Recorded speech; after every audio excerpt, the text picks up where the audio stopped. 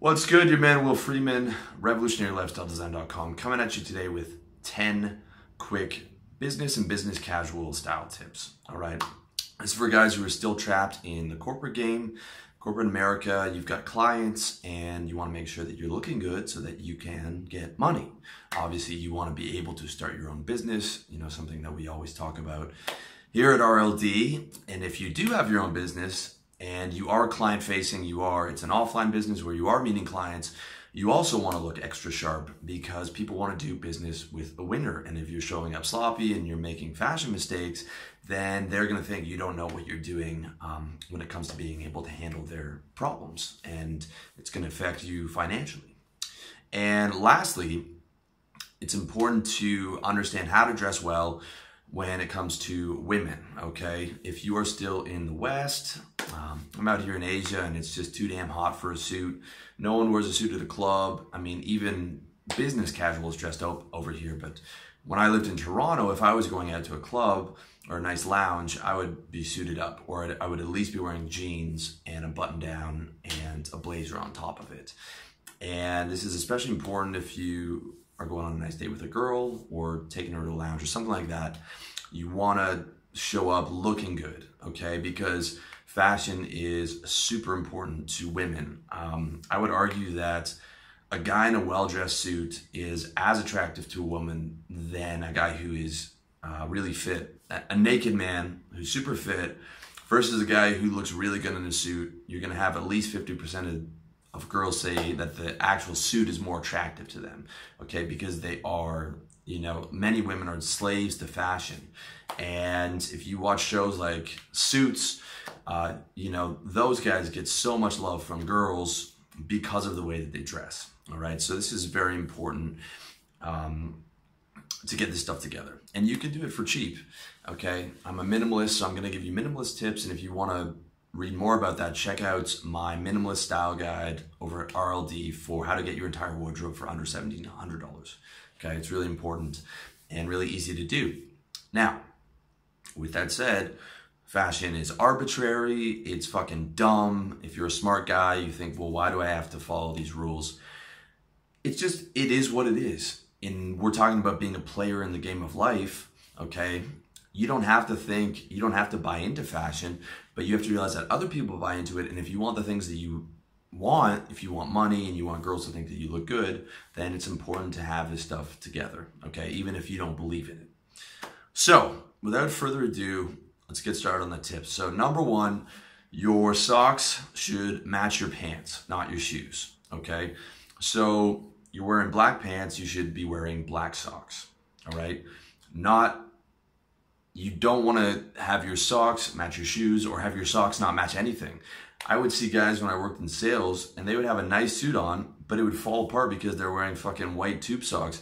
Or even worse, I'd see guys wearing the tiny little ankle sports socks. So the guys were sitting down at a meeting and this guy's got this nice suit on and then all you see is his leg hair and then the tiny little ankle socks, okay? This is no good. Your socks should match your pants. Number two, your belt should match your shoes. So if you're wearing black shoes, you want a black belt. If you're wearing brown shoes, you want a brown belt. All right? Real simple. Number three, if you're gonna wear black pants, you should wear black shoes, okay? Black pants is the one exception where you can't mess around with the shoes. You can't wear brown shoes with black pants. No matter how nice the brown shoes are, it just doesn't work. If you're wearing black pants, you're wearing black shoes. Number four, wear the right shoes. Okay, the right shoes are lace-ups and they're rounded toes. So you look like this right here, which I haven't even worn. Lace-ups, rounded toes.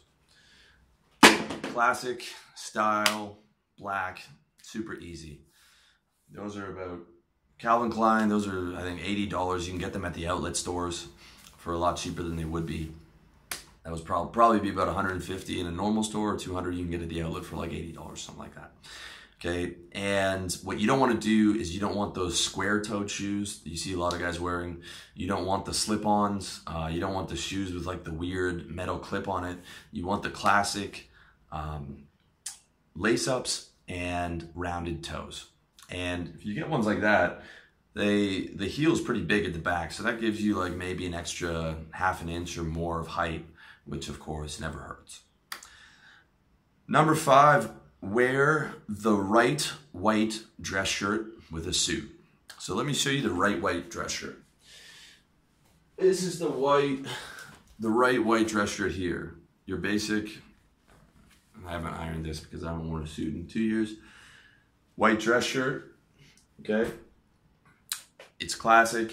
It's not a casual dress shirt, and it's not anything fancy or crazy. It's just your basic white dress shirt.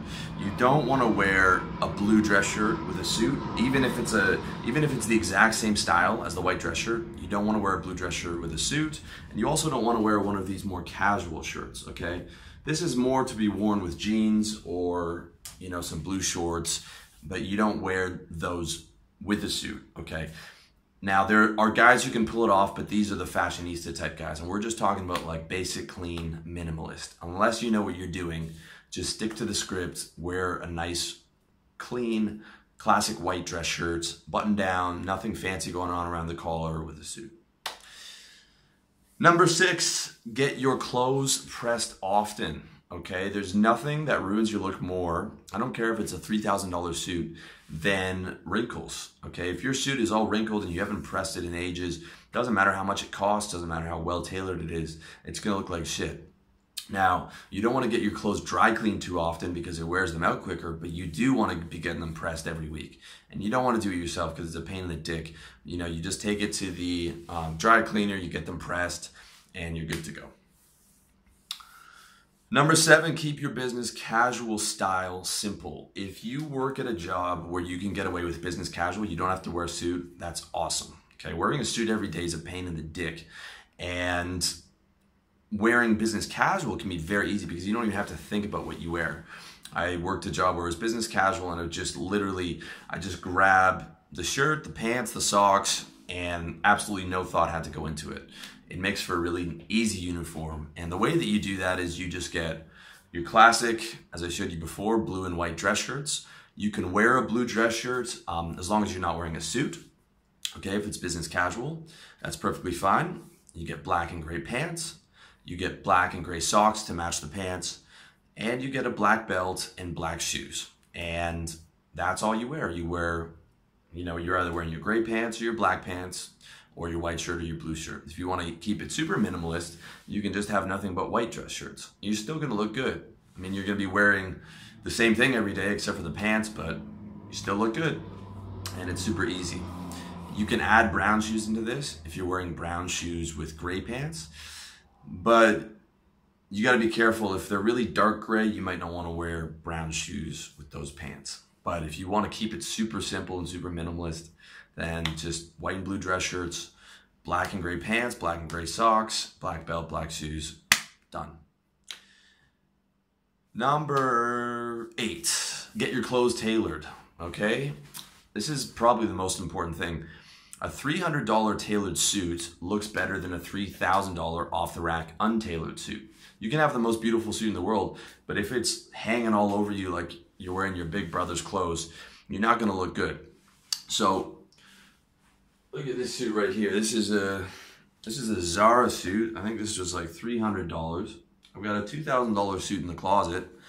This is a $300 suit. It looks damn near as good as the $2,000 suit. Most girls wouldn't be able to tell the difference. If you want a cheap suit that fits well, go pick one up from Zara for $300, spend another $100 on the tailoring, and you're gonna look better than the vast majority of guys, with the exception of the investment bankers wearing a custom tailored, bespoke $5,000 suit or whatever. But you're gonna be looking better than everyone in your office. Okay, if you have the right tailoring. And the right tailoring is, you wanna get the shoulders nice and tight, you want the arms form-fitting, you don't want the arms to be flopping around, you want the dress shirt to cut off right at the wrist, to where like a little bit of the dress shirt's poking out just outside of the suit, the end of the suit cuff. You want the sides taken in so it fits slim down the side, and you want the back taken in so that it's not flopping around at the back. And a lot of the time the guy will put like little arrows on the shirt, and that's going to keep the back nice and tight. and you want it to come down to just like the middle of your dick, so you can tuck it in, and that means when you stand up, your shirt's not going to fly up, so that there's enough room so that you can tuck it in, and when you get up, you're not going to have to retuck in your shirt all the way. Okay, so that's what you want in the shirt. The pants, you want them to be nice and slim. That's the style, but not too tight, especially not too tight around the crotch. You don't want people to be able to see your whole fucking dick. And I worked with a guy who wore suits like that. He wore like, he's a very metro guy. He's a good looking guy, but his suit was damn near spandex. And we were working at a conference once, and he bent over and fucking ripped the asshole out of his suit. Okay, and you know, like the girls would tease him, the guys would like, you know, talk behind his back about how tight his suit was, and it was like, you could tell he was putting in a lot of effort. If he just loosened it up just a little bit and wasn't trying to go too tight, you know, he would have got much better results, and he wouldn't have ripped the crotch and ass out of his pants in public. Okay, so form-fitting, slim, but not too tight. That's the key. Number 9, use the right flare. Okay, so if you want to get a little fancy with it and you don't want to spend too much money, I recommend, and this, if you work in a super conservative office, then just keep it basic, follow the basic rules. But if you want to get flashy with it a little bit, I recommend wearing the colorful socks occasionally that you see guys wearing. I've got a pair here, like some of these bad boys. You get the pocket square, and you got a colorful tie. And this is the exception to the rule where you can get away. Obviously, those socks aren't matching the pants, and the pocket square is not matching the suit, and the tie is not matching anything. But in this case, it's actually works in your favor when you're not matching, because it shows that you have style IQ. It shows that you're breaking the rules a little bit, but you're doing it in a way to make yourself look better. And this is the one area where I would tell you that it's okay to break the rules. Now, there's all kinds of other rules that you can break when you really know what you're doing, but that's a whole other level of advanced game, and that takes a lot of knowledge and a lot of money. But if you just want to step your game up a little bit and show people you know what's going on, and show girls that you have the social intelligence and the fashion IQ, then add some of that flair in there. And if you really want to take it to the next level, then have your flair matching. So you can be wearing like a black or navy suit, and then you've got the bright pink socks, the bright pink pocket square just sort of roughly tucked in, you know, not too neat, and then you've got a bright pink tie on, a nice watch, money baby.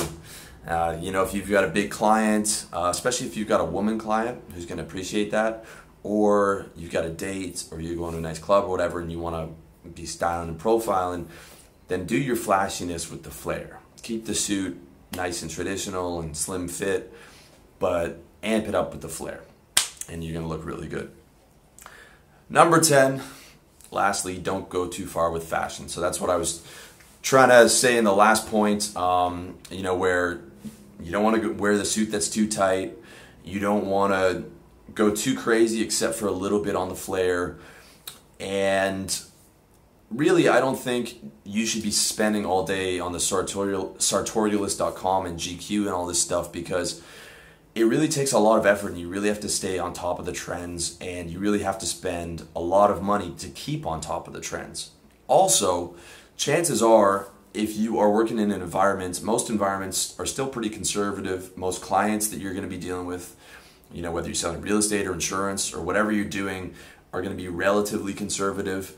So you get to a point where, one, you're going to spend a lot more money on fashion. Number two, you're going to have to spend a lot of time keeping up with the trends, time that you could have been used to make more money.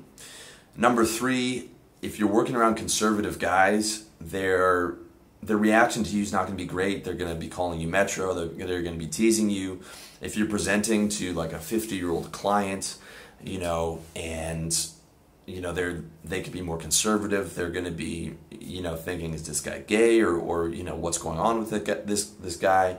You know, people might be questioning your sexuality because you push the fashion so far, and there's nothing wrong with that. I have absolutely no problem with gay guys or with guys who go really far in fashion, but what I'm saying is, you're putting in all this effort, and now it's becoming counterproductive. When you could just go like, I'm telling you, just go minimalist, go 80%, but don't go 100%. Because when you go 100%, oftentimes it's going to be counterproductive. Unless you work in like media or fashion, it's going to be counterproductive for you, because the money, the time, and the way that people look at you, you could actually have people thinking more negative towards you, as opposed to just like keeping it minimalist, keeping it clean, and just, if you follow these rules, you're still going to be the best dressed guy in the office, but you're just going to be like the cool stylish guy instead of the guy who's gone too far. All right, at least that's my take on it. So that's it. I hope you found it useful. If you want more information, again, check out my minimalist wardrobe for under $1,700. I've got a video on it, but check out the article. The article is like 5,000 words. It's a bit dated, but still like 90% of the stuff is relevant, even though the article is 3 or 4 years old. And if you are in the corporate game or you are working a business, you do need to have this stuff handled if you're facing clients, and you can do it for really cheap. And hopefully these tips were useful to you and will keep you on top of your fucking game. So that's it. Thank you so much for watching. Wish you all the best. And check me out on my site, iTunes, Facebook, SoundCloud, all over the fucking place. Much love.